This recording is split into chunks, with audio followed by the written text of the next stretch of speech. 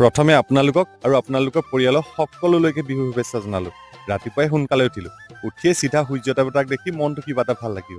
এয়েহে বিহু বতৰ আৰু এইফালে নাহৰজোপাত ডাল ভৰি ভৰি ফুল ফুলি আছে। একদম বিহু বিহু লাগি গৈছে। আপোনালোকৰ বিহু বিহু লাগিছেনে গাত? নিজৰ ঘৰততো গৰু নাই, আনৰ ঘৰৰ গৰুকেইটাকে নিয়ম কৰি আহিলো। পাছফালে বাৰীলে ভিনী আৰু দদাইৰ লগত ওলাই আহিছো আমলৰিটোপ পাৰিবলৈ। এইবাৰ আমলৰিটোপ একেবাৰে কম। ভিনীতে গছত উঠি বাঁহ এটা পাৰিলে ওলালে, কিন্তু বৰ সৰু সৰু। এই খুন্দুটোপবোৰ খাই একেবাৰে সোৱাদ নালাগে। আমি এইবাৰ আনৰ ঘৰৰ বাৰীলে পাৰিব ওলাই আহিছো। ইমান কষ্ট কৰি যদি ভালটো কেইটামান ওলায়, সেইটো হ'ব পাৰে জানো?